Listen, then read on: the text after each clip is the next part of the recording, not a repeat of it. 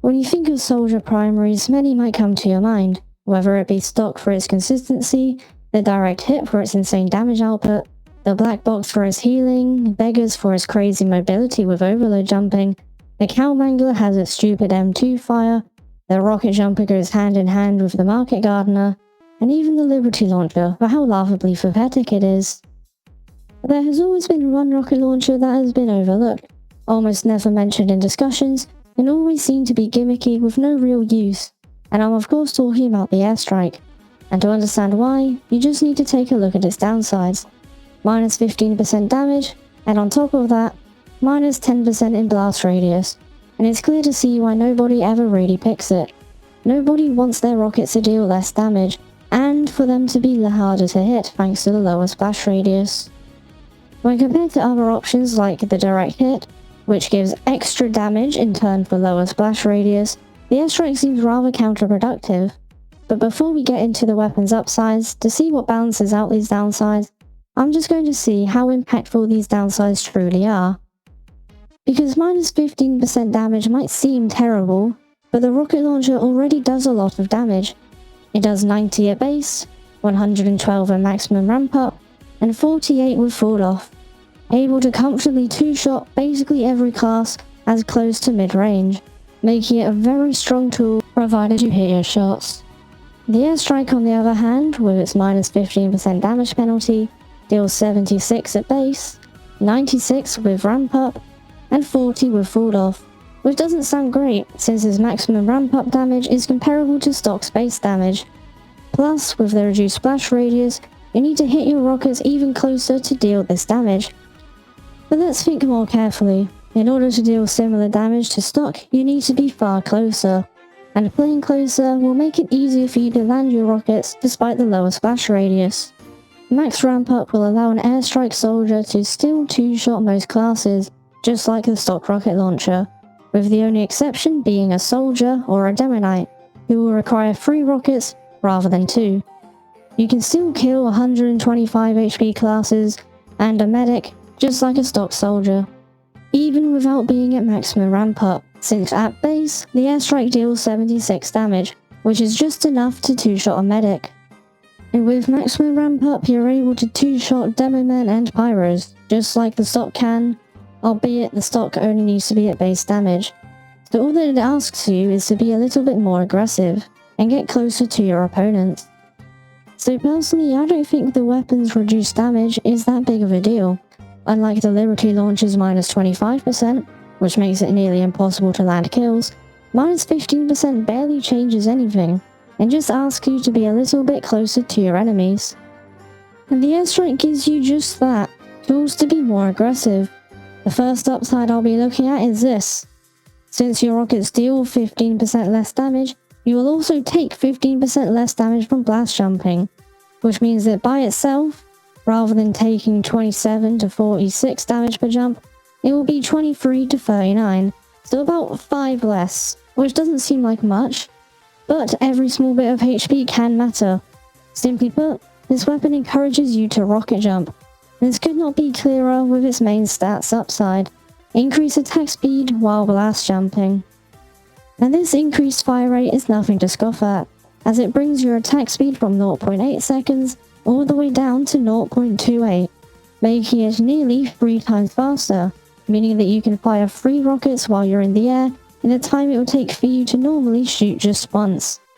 Sadly, this also doesn't come without downsides, since while you're blast jumping, your splash radius is decreased by a further 20%, which this is multiplicative, so combined with its base reduction, it brings it down to minus 28% compared to stock, meaning that you need to be really accurate and closer to your enemies in order to land your kills.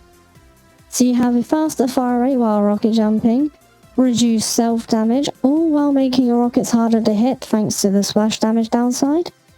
This weapon is just screaming at you to use it for soldier bombs, allowing you to do just 1 rocket jump and head straight towards an enemy, and then delete them within a second with the 3 remaining rockets in your clip.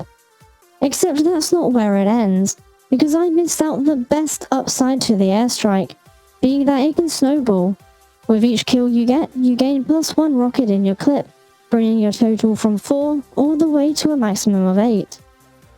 And having a total of 8 rockets is huge, because you can fire all of them, minus 1 rocket because you need to rocket jump first, so you can fire 7 in 1.44 seconds, which is faster than shooting twice as a normal soldier.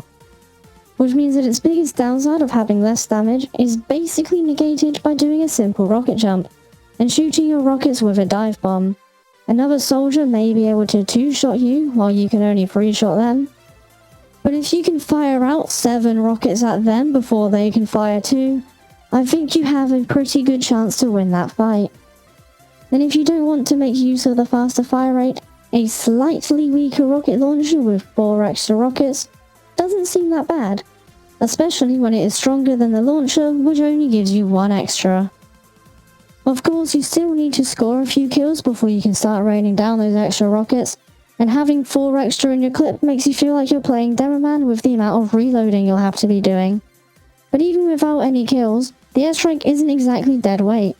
At its base, it's only a slightly weaker launcher than the stock rocket launcher. With less blast damage taken and the increased fire rate, it can still score you some kills just with those stats alone. There's also another advantage you have in soldier duels. If an enemy soldier blasts your feet and sends you into the air, you'll immediately gain the Airstrike's aerial fire rate bonus, even without jumping on your own. This means that in a 1v1, if they ever try and juggle you, you can unload their entire clip on them before they've even had the chance to think about their next shot, turning their attempt to juggle you into their own demise. So whether you're initiating with a rocket jump, or your opponent accidentally gives you airtime, the Airstrike rewards you for being airborne and aggressive. It's a weapon that thrives in chaotic, fast-paced fights, and the kind where you don't sit back and just spam rockets from a safe distance, but instead throwing yourself straight into the middle of the action, relying on the speed and positioning and sheer rocket volume to overwhelm your targets. Another thing to note is that the Airstrike is really good at busting sentry guns. Because shooting engineer buildings always deals base damage, you can launch yourself into the air from far away and hail down your entire clip on a building and be able to take it out faster than the engineer can heal it. But the Airstrike won't carry you alone. While it heavily relies on rocket jumping to reach its fullest potential, it isn't able to carry its own weight. So if you truly want to make the most out of the Airstrike, I have 3 secondary weapons which I would recommend to you, all of which boost your rocket jumping capabilities.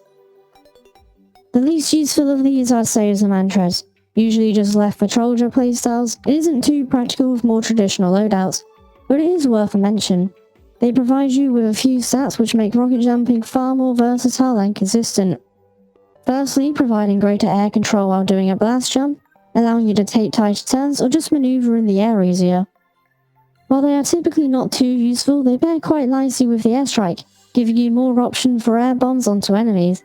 Its other stats consist of a 75% knockback resistance, which again makes it easier to dive bomb attacks by preventing enemies from knocking you away, and also a stomp attack, again incentivizing you to dive on top of enemies, literally on top of them to deal damage this time. This is by far the least practical stat, however, but it can be funny, so it is worth a mention. You know what else is worth a mention? You right now not having hit that subscribe button. Fix that. Overall, while it makes your rocket jumps a bit better, it's not too useful thanks to the high amount of damage you take from jumps to begin with. While the Airstrike lowers it slightly, it is still a sizable chunk of your HP. And that's where the gunboats come in. Pairing them with the Airstrike stacks both damage reductions, bringing your blast jump cost all the way down to a mere 9 to 16 damage per jump. And at that point, rocket jumping is practically free. This drastically changes how you can approach fights. Instead of carefully picking when to jump and needing to conserve your HP, you can just jump whenever, reposition constantly, and go airborne far more often. It lets you really lean into what makes the Airstrike unique, its mid-air fire rate bonus. With your jumps costing next to nothing, you can freely launch yourself into enemies, unload your rockets at full speed, and then either finish off survivors or immediately disengage with another jump. In other words, the gunboats remove basically all the risk involved, and lets you just dive bomb whenever and be able to run away from any fight if need be. which is made even easier thanks to the increased clip size, allowing you to fight enemies and use multiple rockets to flee. They kinda go hand in hand, both bolster each other's own strengths as well as covering their downsides. The airstrike relies on rocket jumping, and the gunboats makes that more lenient, but the gunboats remove your supportive or damaging secondary weapons, making you needing to rely on just your rockets, which the increased clip size and high DPS while blast jumping helps covered. But what could be a better combo than this? While being able to fire 7 rockets in a second is nice and all, but thanks to the nature of damage fall off, they won't actually be doing too much damage, since you'll either be too high up, or if you are in high damage range, you'll soon hit the floor and lose your fire speed bonus.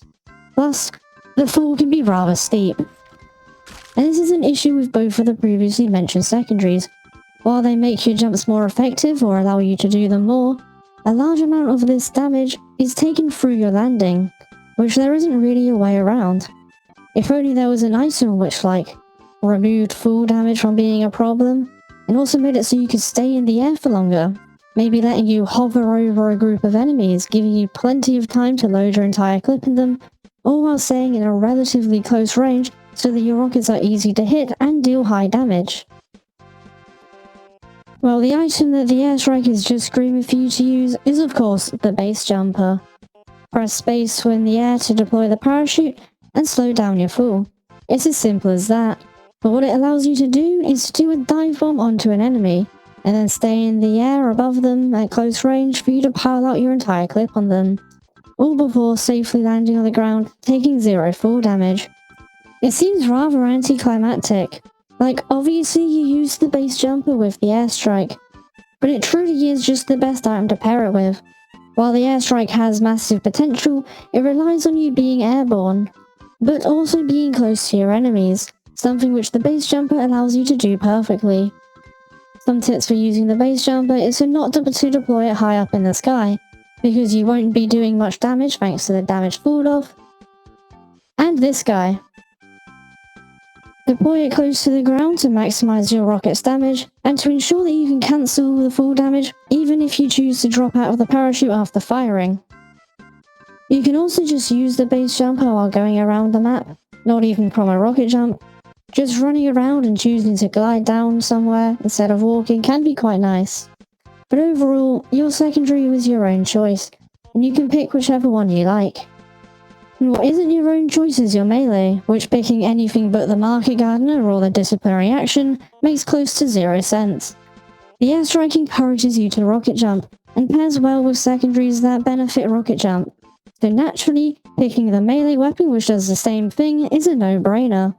If you want to pick the Market Gardener, I'd recommend using the gunboats, just so you can go to more gardens when it's convenient. The other melee I'd recommend is the whip. It grants a speed boost while hitting teammates, and it gives support. But other than that, all the other melee weapons are outclassed. The equalizer is just bad in general. The Doichi is outclassed by the Market Gardener with this loadout, and the escape plan. Why would you want to run fast when at low HP if you are going to be dive bombing people? Either rocket jump away, or don't go in for a dive if you're already at low HP. The airstrike is a rocket launcher that rewards aggressive and high mobility plays, giving you reduced blast damage and nearly tripled fire rate while doing so, as well as a snowballing clip size. And it opens up a unique soldier bombing playstyle, so if you want to dominate with fast-paced bombs, or just really like having a doubled clip size, the airstrike might just be the weapon for you. Did I get anything wrong? Disagree with my opinions? Think I missed something? Let me know in the comments below.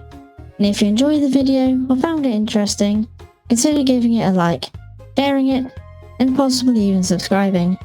And thank you for getting to the end.